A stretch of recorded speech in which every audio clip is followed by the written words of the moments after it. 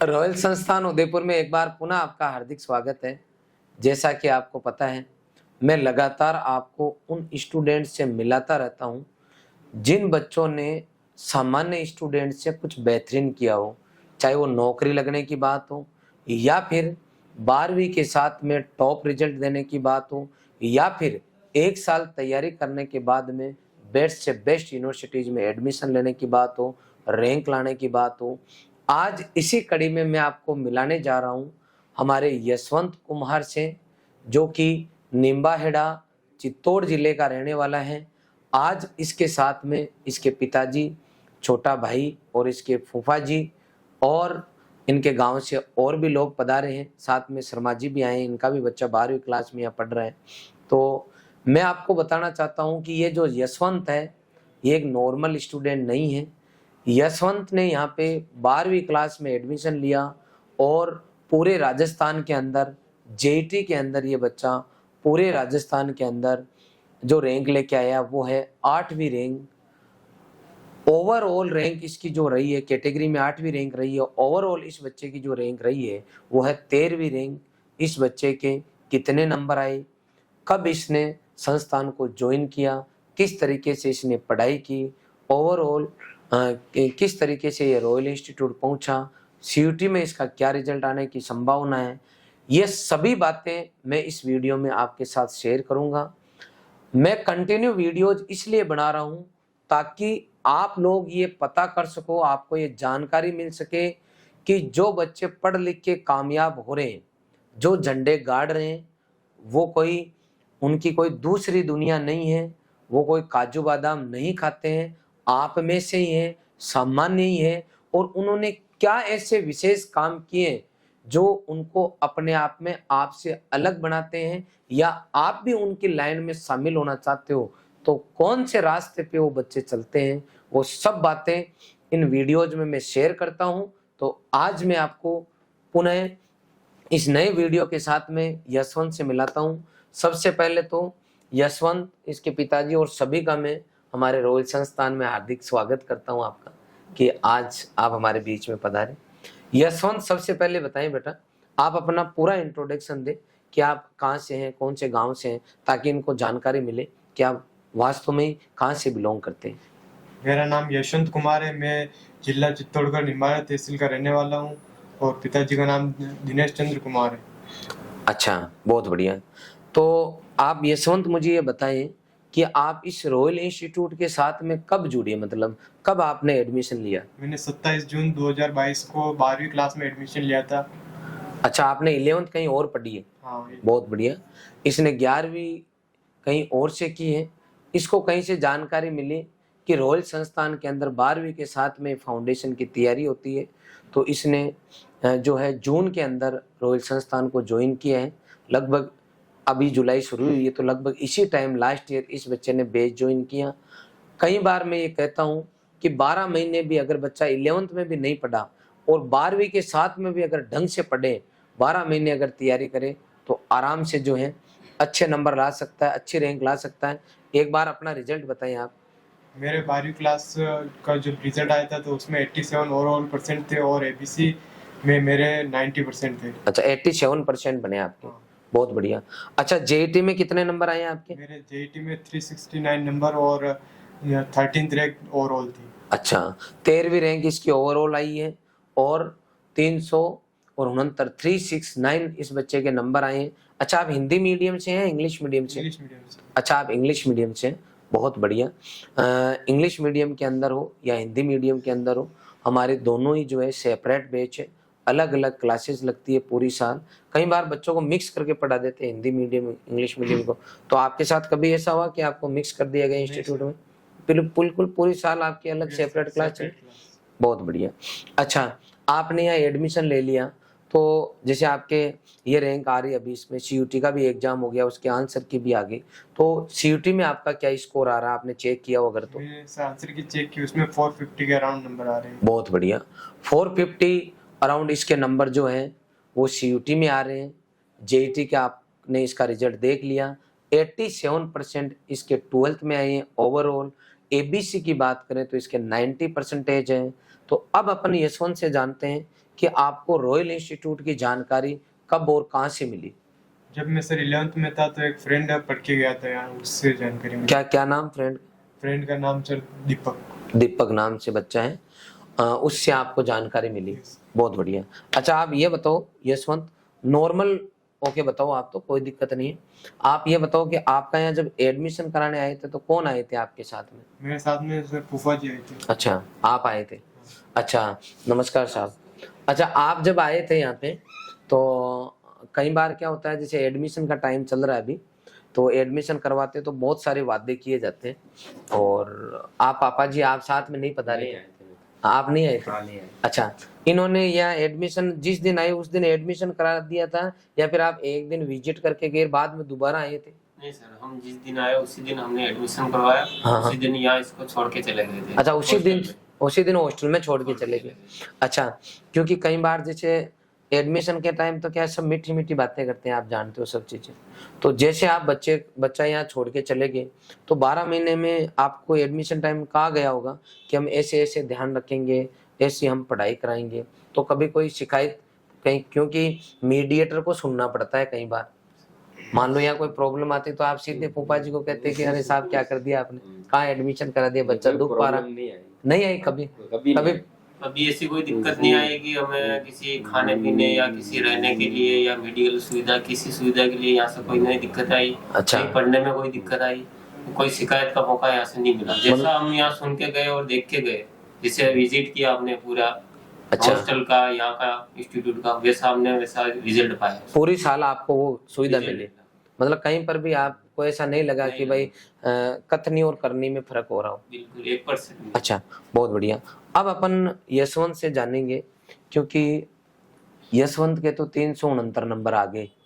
कई भाई ऐसे ही होंगे जो यही अगरबत्ती कर रहे थे कि खास मेरे तो 250 आ जाते तो ही मजा आ जाता, मेरे तो 300 आ जाते तो ही कहीं ना कहीं कुछ न कुछ तो भला हो ही जाता। ये इतना आसान नहीं रहा होगा। मैं बताता हूँ कि किसी भी बच्चे को अगर सिलेक्शन करवाना है तो आत्मा से गृह त्याग, आत्मा से मोबाइल त्याग, इन दोनों पॉइंट से इस बच्चे से डिस्कस करते हैं। यशवंत के पापा से पूछता हूँ, साहब आपने जैसे बच्चों का एडमिशन करा दिया तो ये गांव आना जाना कंटिन्यू करता था या फिर एडमिशन लेने के बाद में कभी कभार ही घर गया? केवल 2 बार घर पे आया था, एक तो रक्षाबंधन पे, एक अच्छा। दीपावली पे। अच्छा राखी और दिवाली पे। हाँ, उसके बाद घर पे कभी नहीं आया और हमने भी नहीं बुलाया इसको भाई घर पे आओ तू।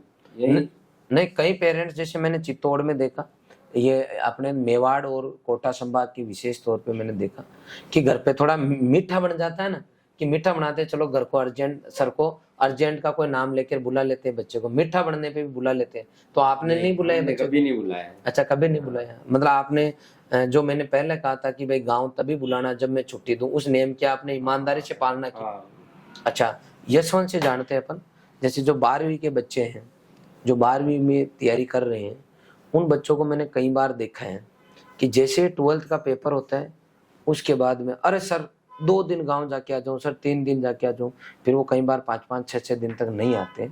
और क्योंकि 12वीं का एग्जाम देना तो आपका टारगेट रहता नहीं है, आपका टारगेट तो आपका ये है कि हम 12वीं के बाद में इसी साल पढ़ के 1 साल खराब नहीं करे, 12वीं के साथ में सेलेक्ट हो जाए।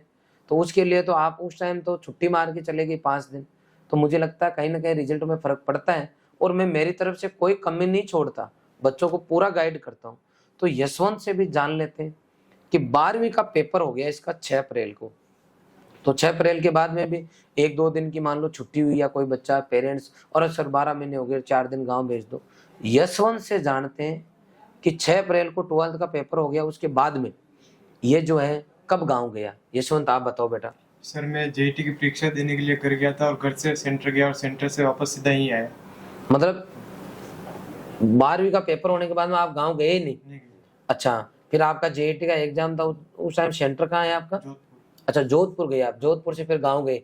नहीं गांव गया, गांव से फिर जोधपुर गया, ट्रेन वहां से थी इसलिए। अच्छा तो मतलब आप सीधे एग्जाम देने गए खाली, और एग्जाम दे के जोधपुर से वापस उदयपुर आ गए, हॉस्टल आ गए, और फिर आप सीयूटी का पेपर देने के बाद में आप जो है घर गए थे। अब आप देख लो जेईटी का पेपर हुआ था ना, उसके 2 घंटे बाद में हमने आंसर की डाल दी थी, यूट्यूब पर लाइव आ गए थे।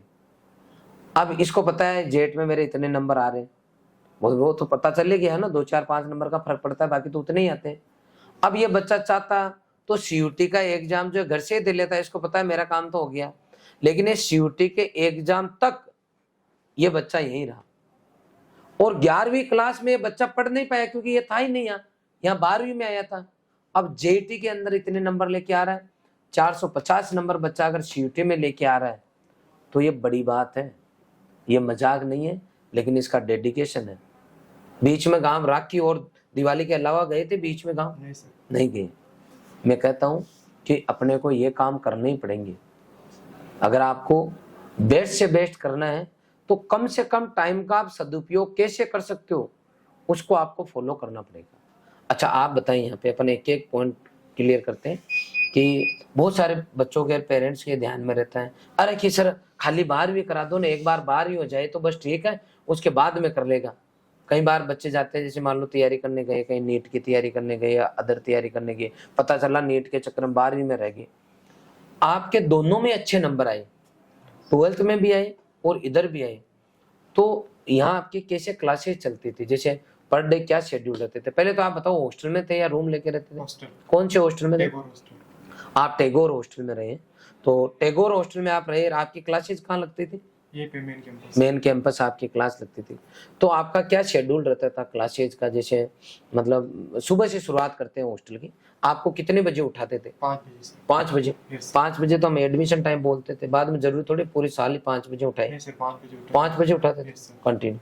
अच्छा, 5 बजे उठाने के बाद में कितने बजे आपके लगभग क्लासें चालू हो जाती है? सर सुबह 7 बजे से।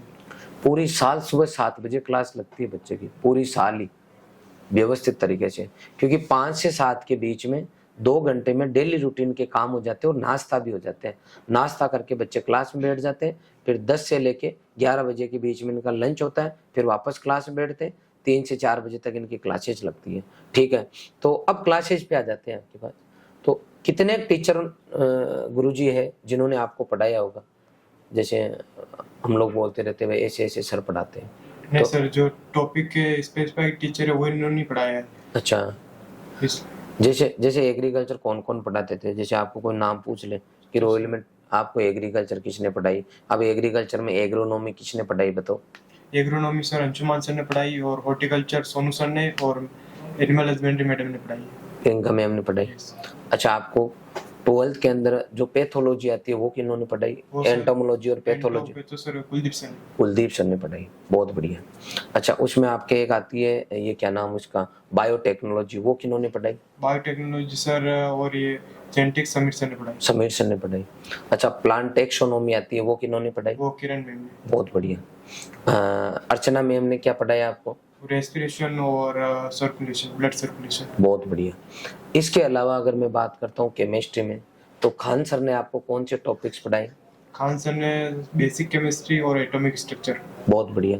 अच्छा, मनीष सर ने क्या पढ़ाया आपको? मनीष सर ने केमिकल इक्विलिब्रियम और केमिकल काइनेटिक्स। बहुत बढ़िया। साजिद सर ने आपको क्या पढ़ाया? ऑर्गेनिक। अच्छा, सुशील सर ने क्या पढ़ाया आपको? उन्होंने सर रेडॉक्स रिएक्शन। बहुत बढ़िया। अलग अलग स्पेशलिस्ट है। सॉइल केमिस्ट्री किन्होंने पढ़ाई? सॉइल केमिस्ट्री सर नए सर आए थे, किशन सर, उन्होंने। किशन सर ने सॉइल केमिस्ट्री पढ़ाई। अच्छा, 12th में सॉइल केमिस्ट्री किन्होंने पढ़ाई? सोनू सर ने। सोनू सर ने, सोनू पवार सर, गंगानगर वाले सर ने। हिंदी और इंग्लिश की क्लासेज आपकी लास्ट में लगी थी या शुरू से ही पढ़ा रहे थे? शुरू से पढ़ा रहे थे सर। बहुत बढ़िया। हर एक चीज को बैलेंस करके चलते हैं, हर एक चीज को बैलेंस करके चलते हैं, तब जाके बच्चे जो हैं रिजल्ट दे पाते हैं। अगर अपन कुछ दिन पढ़ाएंगे राखी तक, राखी बाद हम पलटी मार जाएंगे, चीजें चेंज कर देंगे, तो रिजल्ट नहीं आता। शुरू से लेके लास्ट तक। और एजुकेशन में तो एक चीज ऐसा भी है कि यहाँ हर साल कुआं खोदना पड़ता है और हर साल पानी पीना पड़ता है, क्योंकि एक साल रिजल्ट बढ़िया रह गया, अगले साल रिजल्ट बढ़िया रहे, कोई जरूरी नहीं है। आप इसको देसी भाषा में यूं समझो कि अगर बाबा जी के मान लो इस बार गेहूं बढ़िया हो गए खेत में, तो अगले साल जरूरी थोड़ी है बढ़िया हो जाएंगे। अगले साल बढ़िया तब होंगे जब वो अगले साल मेहनत करेंगे। अच्छा, आप बताओ सर, जैसे आपका बच्चा पढ़ रहा है, तो आपका बच्चा पहली बार ही इधर घर छोड़ के आया है या फिर इससे पहले वो बाहर रहा था बच्चा अपना? पहले 11th में ये बाहर रहा था और फिर 12th में यहाँ आया था। अच्छा, तो आपने क्या कर रखा है, मतलब आगे पढ़ाई लिखाई कितनी कर रखी है या खेती बाड़ी करते हैं, आप क्या करते हैं? खेती बाड़ी करते हैं हम तो, लेकिन इनको पढ़ाना है बच्चों को। अच्छा, नहीं तो आपने पढ़ाई कर रखी होगी ना कुछ न कुछ, या फिर? मैंने तो 10th तक पढ़ा हूँ। अच्छा, 10th तक पढ़े हैं। तो आपने पढ़ाई छोड़ दी क्यों, मतलब कोई ऐसी परिस्थिति ऐसी थी या आपकी इच्छा ही नहीं थी पढ़ने की? पढ़ के क्या करेंगे, कौन से सब पहले कलेक्टर पापा अकेला था और 10th में फेल भी हो गया था, अच्छा, फिर हमने छोड़ दिया, घर पे काम करने लगे। अच्छा, खेती बाड़ी करने लगे। तो आज आप उदयपुर कैसे पधारे? ये छोटे बच्चे को भी छोड़ने आए यहाँ पढ़ाई के लिए। अच्छा, इस बच्चे का कराना, क्या नाम बेटा तेरा? देवेंद्र कुमार। देवेंद्र कुमार इसका नाम है। छोटे वाले बच्चे का आप एडमिशन कराने आए हैं। अच्छा, बहुत बढ़िया। अच्छा, क्या सब्जेक्ट लेगा बेटा? Science bio. बायोलॉजी लेगा ये बच्चा। बायो के साथ में अगर आप 11th में एडमिशन कराते हो, 12th में कराते हो, तो हम लोग बायो और मैथ दोनों ही हमने स्ट्रीम चालू कर दी है। अभी एक हमारा बच्चा है पवन करके, वो भी संस्थान की तरफ से डॉक्टर बन रहा है, उसका सिलेक्शन हुआ है। बच्चा आने वाले टाइम में अपने देश में और हमारे रोयल का वो पहला डॉक्टर कहलाएगा। मैं पूरे उम्मीद के साथ कह सकता हूँ सर कि जिस तरीके से इस बच्चे ने मेहनत की उसके लिए भी हम पूरा हमारा प्रयास करेंगे। इसके अलावा आपसे मैं और जानना चाहूँगा कि आपके परिवार में कोई पहले से कोई सरकारी नौकरी में या कोई बड़े बिजनेसमैन है, या फिर आप ही अपने बच्चों को देखना चाहते हो? हमारे परिवार में तो कोई नहीं है नौकरी वाला। अच्छा, कोई नौकरी वाले नहीं है। अच्छा, तो आप इसने आपको कभी शेयर किया कि पापा मैं बड़ा होके ये करूंगा, मैं एग्रीकल्चर ले रहा हूँ, या फिर आपके अभी कोई ऐसी कोई चर्चा नहीं होती, खाली पढ़ाई कर लो ऐसी? पढ़ाई कर रहे हैं अभी तो। मतलब कोई ऐसे प्री डिफाइन नहीं, आगे जाके क्या बनना आपको नहीं पता? चलो यशवंत से पूछ रहे हैं। यशवंत, आप बताओ बेटा, आप आगे जाके क्या बनना चाहते हो, क्या करना चाहते हो, आप बताओ। सर मैं एग्रीकल्चर साइंटिस्ट बनना चाहता हूँ। आप साइंटिस्ट बनना चाहते हो, तो आपको लगता है खेती बाड़ी जो पापा जी कर रहे हैं इसमें सुधार की जरूरत है? यस सर, इसमें सुधार की जरूरत है। अच्छा, आप बताओ सर, आपको खेती बाड़ी में बहुत ज्यादा फायदा होता है या फिर इतना पैसा नहीं मिलता है? नहीं, फायदा होता है खेती में तो। फायदा होता है, हाँ। लेकिन उसमें अगर और बढ़िया करें तो अपन ज्यादा अच्छा कर सकते हैं। ज्यादा मेहनत करेंगे तो बढ़िया होगा। अच्छा, अच्छा, सरकार की तरफ से जितनी भी योजनाएं आती है, क्या आपको उन सब की जानकारी रहती है या फिर पूरी इतनी जानकारी पूरी नहीं लेते? रहती है जानकारी। आप अपने स्तर पे ये सब मैनेज करते हो? हाँ, अपने स्तर भी करते हैं वो। नहीं, हमारे यहाँ एक एग्रीकल्चर सुपरवाइजर की पोस्ट होती है, कृषि पर्यवेक्षक, उसके ऊपर होते हैं WO, असिस्टेंट एग्रीकल्चर ऑफिसर, सहायक कृषि अधिकारी। तो क्या आपके वहाँ घर पे या खेत में आते हैं वो आपको? देखने के लिए आते हैं वो। हाँ, और हमारे कोई दवाई की जरूरत होती है तो भी बताते हैं वो, जानकारी देते हैं आपको? देते हैं। अच्छा, बहुत बढ़िया। अच्छा, ये बच्चा बताएगा मेरे को। देवेंद्र, आप बताओ बेटा, आप बायोलॉजी लेके आगे क्या करना चाहते हो? डॉक्टर बनना चाहते हैं। पक्का? उसके लिए तो बहुत पढ़ना पड़ता है यार, मेहनत कर लेगा? बहुत बढ़िया, बहुत बढ़िया। अच्छा, आप सर, आपका जो बच्चा पढ़ रहा है 11th में, इसका क्या नाम है? जयंत शर्मा। जयंत शर्मा नाम है, बहुत बढ़िया। आपका कौन सा गांव है? निम्बाड़ा तहसील के अंतर्गत चल्ले गाँव। अच्छा, बहुत बढ़िया। तो आपका बच्चा है 11th में पढ़ रहा है, अभी आप 12th में वापस छोड़ने आए हैं। हाँ जी सर। अभी हमारे जो 11th के बच्चे थे, 11th फाउंडेशन में थे, उनको हमने 12वीं के बाद में छुट्टियां नहीं दी थी। 11वीं के बाद में 19 मार्च को इनके पेपर हो गए थे 11th के, 20 मार्च से ये 12th की फाउंडेशन की क्लासेज इनकी चालू हो गई।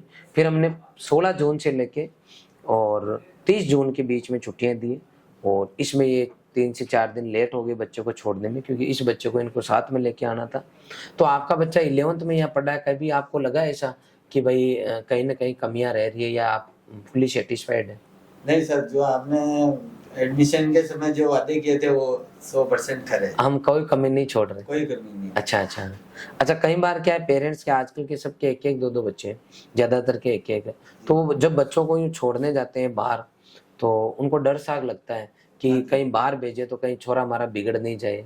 तो आपको लगा कि 12 महीने में आपके बच्चे में कुछ सुधार आया है, या फिर वो हाथ से निकल रहा है, ऐसा कुछ गलत चीजें सीख जाते हैं, मैं यूँ कहना चाहता हूँ? बिल्कुल नहीं सर, बिल्कुल यहाँ व्यवस्थित है। व्यवस्थित है। अच्छा, तो आप जो है, मैं आपसे चाहूँगा, आप एज इस बच्चे के हमारे फूफा जी हैं और आप छोड़ के गए थे, तो आप उन पेरेंट्स को क्या कहना चाहोगे जो जिनको ये डर लगता है कि बाहर भेजेंगे तो कहीं ना कहीं बच्चे की कोई हवा नहीं लग जाए, हाथ से नहीं निकल जाए? तो क्योंकि आपका इसके साथ जुड़ाव है बच्चों के साथ, तभी आप छोड़ने आए थे, तो आप इस संस्थान के लिए क्या कहना चाहोगे? क्योंकि एक बच्चा 11th से कंटिन्यू 12th यहाँ कर रहा है, एक बच्चा जो है अपने छोटे भाई को लेके आ रहा है, ये बच्चा नॉर्मल नहीं है, क्योंकि इस बच्चे में 13वीं रैंक जनरल में ये बच्चा लेके आया, पूरे राजस्थान में 369 नंबर लेके आए हैं।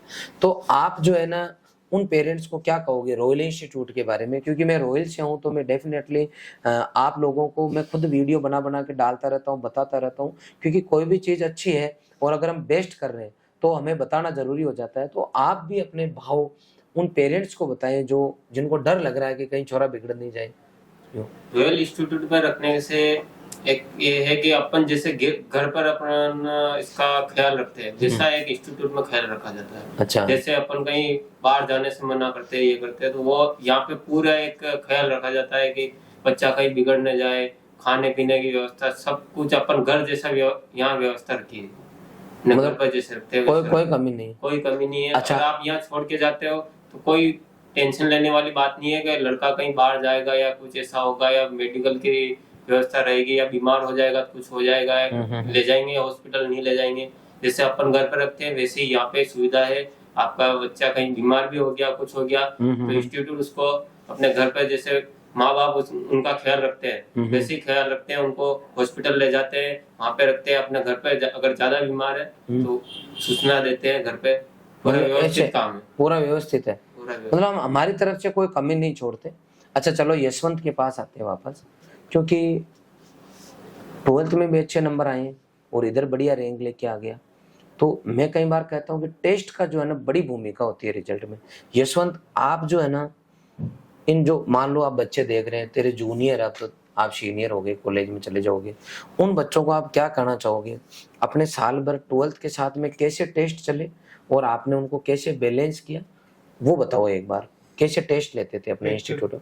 एक तो सर मैंने रेगुलर टेस्ट दिया, कोई से भी टेस्ट छोड़े नहीं, और जब जो भी पेपर होता तो उसको मैं हॉस्टल जाके एनालाइज करता कि मेरा ये गलत क्यों और कैसे हुआ। अच्छा, कंटिन्यू टेस्ट दिया आपने? हाँ सर। अच्छा, यहाँ आपके वो बोर्ड के हिसाब से टेस्ट होते थे और या फिर ऑब्जेक्टिव होते थे, या पूरी साल क्या कॉम्बिनेशन चला टेस्ट का? होते थे सर, 15 दिन में सर ऑब्जेक्टिव होते थे और 15 दिन में वापस सब्जेक्टिव होते थे। बहुत बढ़िया। एक संडे को सब्जेक्टिव, अगले संडे ऑब्जेक्टिव, समझ गए? कंटिन्यू पूरी साल हमने कोई छुट्टी नहीं दी, इसके अंदर कंटिन्यू मेहनत कराई और उसका नतीजा आपके सामने।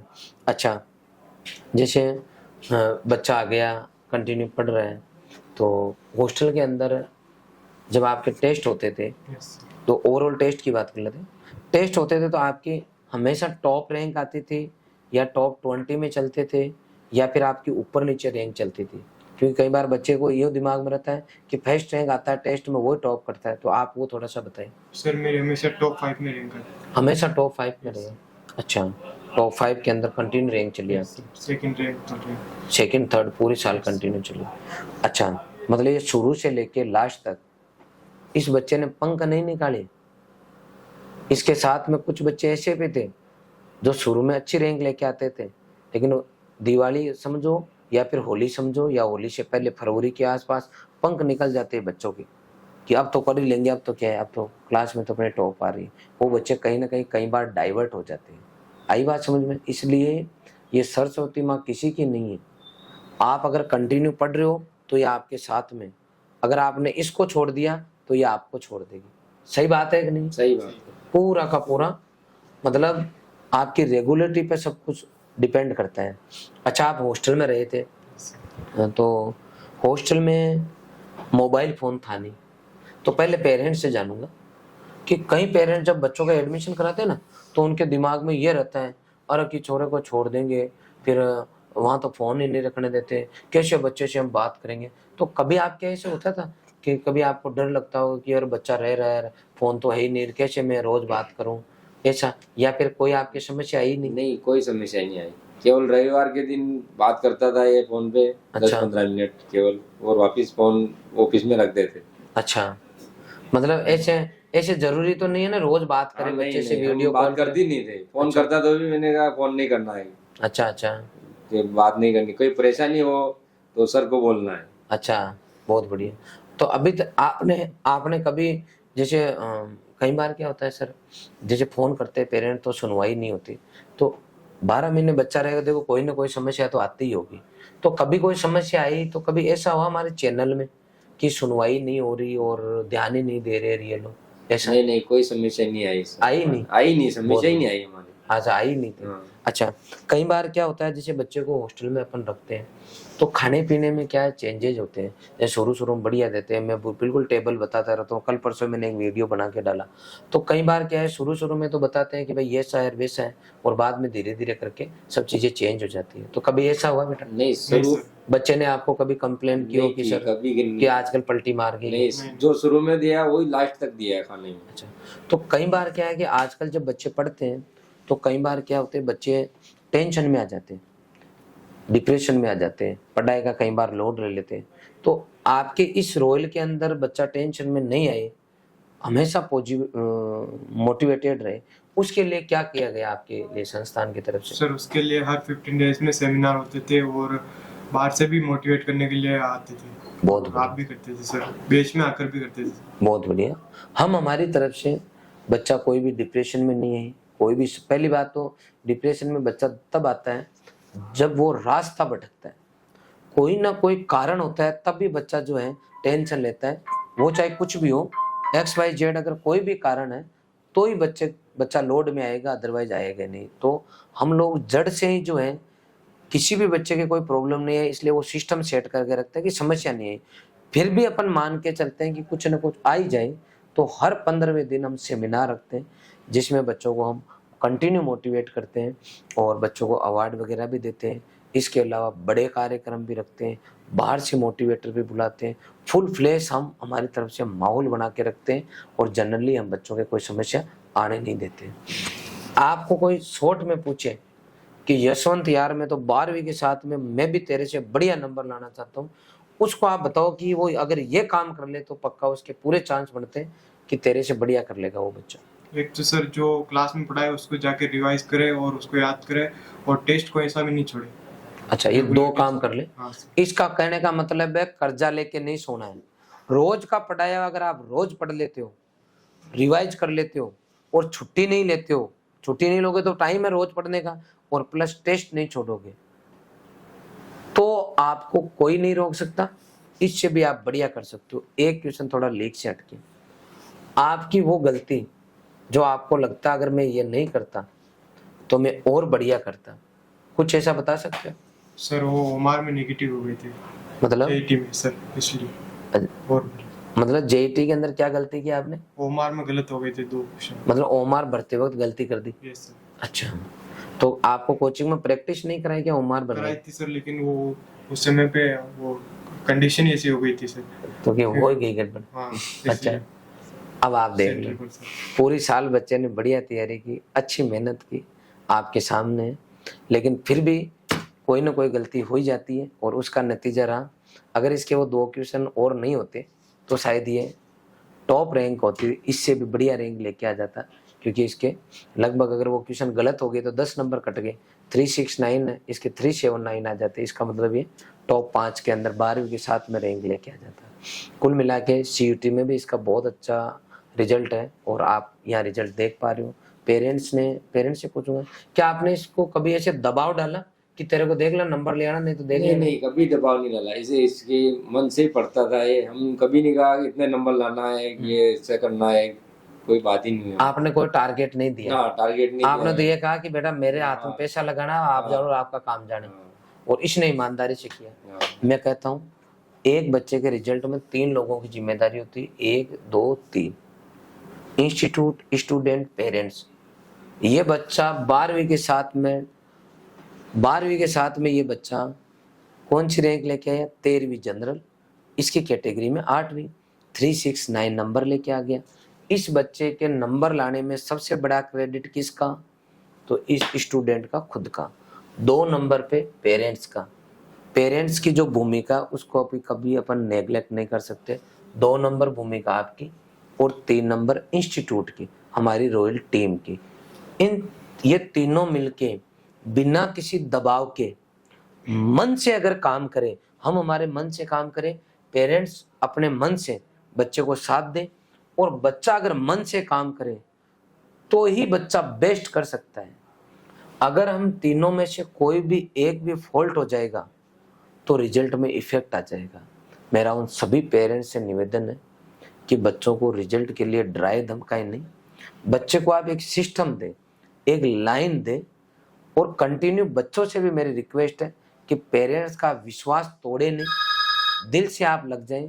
मैं पूरे विश्वास के साथ कह सकता हूं कि जिस तरीके से यशवंत ने जो है कारनामा किया है 12वीं के साथ में, सेम टू सेम आप भी करोगे। नेक्स्ट 2024 आपका होगा, आप भी अच्छी यूनिवर्सिटी में जाओगे, अच्छी जगह पढ़ोगे, और 12वीं के साथ में सिलेक्ट होकर अगर कोई बच्चा जाता है तो न केवल साल बचती है बल्कि पैसा भी बचता है। मैं पूरे विश्वास के साथ कह सकता हूँ सर कि ये पूरी साल अगर हम हमारे सबसे सिंसियर बच्चों की लिस्ट अगर बनाएं तो टॉप 5 बच्चों में से एक है। पूरी साल कोई कंप्लेन नहीं किसी भी तरीके से, और इसके हॉस्टल का ये सबसे सिंसियर स्टूडेंट। और इसके साथ में एक बच्चा और पढ़ता है, भूपेंद्र प्रजापति, वो 11th से 12th में है, वो भी शायद आपकी फैमिली से ही है, भूपेंद्र प्रजापति। तो वो बच्चा भी बहुत अच्छा पढ़ रहा है। एक ये बच्चा शर्मा जी वाला बच्चा जो है ये भी अच्छा पढ़ रहा है। और ये जो आप हमें 11th में अब बच्चे को सौंप के जा रहे हो, ये बच्चा भी जो है मैं पूरे विश्वास के साथ कह सकता हूँ, बेटा ध्यान रखना देवेंद्र, जिस तरीके से यशवंत ने किया है उसी तरीके से तेरे को दिल से मेहनत करना है। और हमारी टीम भी जो है दिल से मेहनत करेगी। 2 साल बाद में इस बच्चे का भी हम आपको मेडिकल के अंदर, इसका जो सपना है बच्चे का डॉक्टर बनने का, उसका हम हमारी तरफ से पूरा प्रयास करेंगे और बच्चा वास्तव में बेस्ट करेगा। अब मैं, क्योंकि आप पधारे हैं हमारे बीच में, तो आज मैं इनका सम्मान करूंगा। और हम हर साल एक बड़ा कार्यक्रम रखते हैं जिसके अंदर भी इनको मैं इनवाइट कर रहा हूँ, उसमें भी बुलाऊंगा, उसमें भी यशवंत के पापा जी का अपन सम्मान करेंगे। और आज भी ये पधारे तो आज भी मैं इनका सम्मान करूंगा। मैं सबसे पहले तो आप सभी का आभार व्यक्त करूंगा कि आपने इस संस्थान पे विश्वास किया। इसके साथ में मैं हमारी पूरी रॉयल टीम का भी आभार व्यक्त करूंगा, जो हमारी लगभग 200 मेंबर है अभी इस टीम के अंदर, जो रात दिन मेहनत करते हैं, तब जाके ऐसे बच्चे जो हैं वो रिजल्ट में कन्वर्ट हो पाते हैं और हम आप लोगों का विश्वास जीत पाते हैं। तो मैं आभार व्यक्त करूंगा आप सभी का। और मैं आपसे भी रिक्वेस्ट करूंगा कि आप अपने बच्चे को भी घर से बाहर निकालें, और किसी भी संस्थान में अगर एडमिशन कराने जाते हैं तो वहाँ की आप पूरी व्यवस्था वास्तव में देखें, अपनी आंखों से देखें, और जब आपको विश्वास हो जाता है तो आप अपना रोल अच्छे से अदा करें, बच्चा भी अपना रोल अच्छे से अदा करे और संस्थान अपनी जिम्मेदारी निभाए। तो ऐसे सैकड़ों बच्चे जो सामान्य परिवार से हैं अपने सपनों को साकार करेंगे। आप सभी यहाँ पधारें, इसके लिए आपका बहुत बहुत आभार। Thank you very much. मिलते हैं नेक्स्ट वीडियो में। धन्यवाद।